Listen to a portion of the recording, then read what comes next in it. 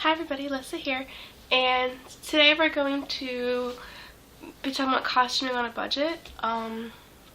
Whether you're cosplaying, like your favorite anime character, or you're doing a Disney character, or you're just doing something generic like a pirate, or you're doing something that you've made up yourself.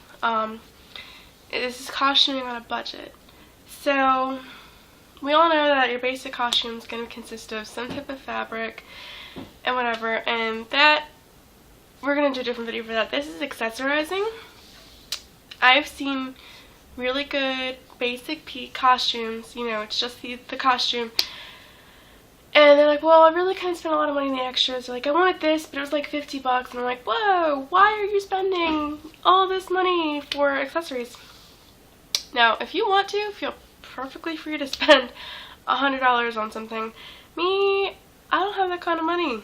So, this is how to find cute stuff and not spend a fortune. So the first place you're gonna look, well, you can look if you're looking for things like boots or hats or things like that.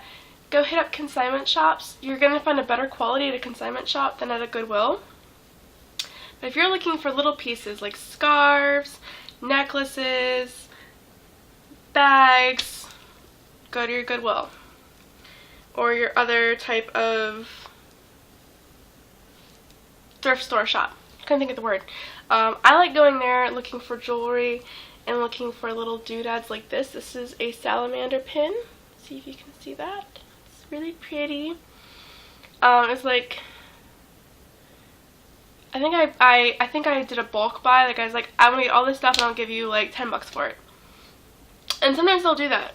If there's a manager on duty, sometimes they'll work with you like that. And I have so many pins. These are great for if you've got a skirt and all of a sudden you get a hole in it or it's too big, you can pin it closed, you can pin a wrap on. If you have a blouse that you haven't had a chance to fit yet and it's too big here, or it's got a gap here, you pin it over a little bit and you put a nice little brooch wherever you need it to make it fit right. So those are places you can go. We're going to go in descending order of cost here. So there's Goodwill, and then there's yard sales. Yard sales, you have a much better chance of haggling. And I got these really cool bracelets. I lost a bracelet. Really cool bracelets from a Goodwill. They're great for my gypsy or pirate costumes, whatever. Yard sales are a great place to find things, and you can bargain. And a lot of times people don't know what they've got. You know, that's a great place to pick up pieces that you need to, like, I saw a YouTube tutorial on how to make the Zydrate gun from Reboot the Genetic Opera, and it called for a air compressor gun. I don't want to go buy a brand new gun to destroy. So you might be able to pick up one at a yard sale, okay? The next tip is to hit up your Dollar Trees, your dollar stores. Now I know what you're thinking, oh, it's going to be plastic, it's crap. Hear me out. First off, it's really good for little kids. I have a 3-year-old who costumes, and I want to go all out in her costume, but I'm not going to give her a $100 brooch, okay, or an heirloom, or something that took like 16 hours of work to make, okay? So, things like this compass, and this is actually a working compass. For $1 at your Dollar Tree. And yes, it looks like plastic, but that's where you get paint, and you paint with like metallic spray paint, and it doesn't look like plastic anymore. And a really good buy I got was this cameo. I don't think you can see it. Hold on. I dropped it. Okay. It's a plastic cameo. It came on a hair tie. And it's hot glued on the back, so I just took the glue, like I just scraped the glue off, and I'm going to put a new back on it and use it for a necklace. And then, yes, I'm trying to get a real cameo, or even a resin cameo instead of plastic, but I don't have the funds right now. But when I do get it, it's going to go to my daughter, and then if she kills it, I won't care, which is great. So the next thing down from your dollar stores is make it yourself. Repurpose items in your house. I have a whole bunch of these like headbands. Well, let me get rid of they're fabric headbands that go underneath, and they have the elastic. Well, I cut the elastic mostly off. I left a little bit on. Added this really pretty charm that I got in a pack. I got it at a convention. I got like a whole pack of stuff for $3. She just wanted to basically get rid of it. She's like, there's mismatchings, and I don't have enough of this to do anything. I was like, I bought it up. I'm going to put a clasp in the back. I was using something else. I don't remember what I was using. I'm putting a clasp in the back, and now you have